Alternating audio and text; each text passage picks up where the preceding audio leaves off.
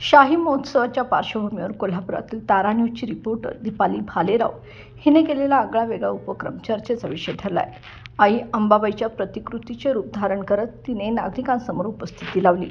पारंपरिक वेशभूषेत आणि साजशृंगारात साकारलेले हे रूप पाहून भाविकांनी दीपाली भालेराव हिच्या मनापासून कौतुक केले। यावेळी अंबाबाई स्वरूपात तिचे मेकअप करणारे मेकअप आर्टिस्ट भक्ती पाटील यांचे देखील कौतुक करण्यात आले। अनेकांनी त्यांच्यासोबत सेल्फी घेत आठवणी जपल्या।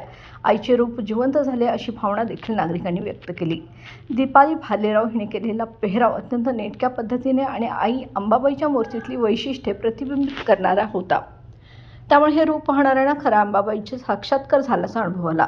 शाही महोत्सवातील या उपक्रमाने वातावरण अधिकच भावनिक आणि उत्सवी बनवले। दरम्यान स्पर्श क्रिएटिव्ह कला अकॅडमीचे नृत्य दिग्दर्शक अरविंद दिलीप कोळी यांच्या मार्गदर्शनाखाली विद्यार्थ्यांनी आईचा जागर गोंधळ या नृत्याविष्काराचे सादरीकरण केले। नृत्य दिग्दर्शक शुभम गडकरी व सहाय्यक अमोल चिले यांच्या मेहनतीतून साकारलेल्या या पेहरावाने भाविक मंत्रमुग्ध झाले।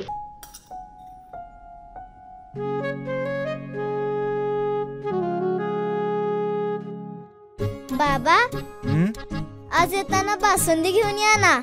अगं, कालच आपण आईचा वाढदिवस होता म्हणून आणली होती ना। ऐकलं, गोकुळची बासुंदी पुन्हा खावीशी वाटतेय। खरं सांगू, मलाही खावीशी वाटतेय। पुन्हा पुन्हा खावीशी वाटणारी गोकुळ बासुंदी।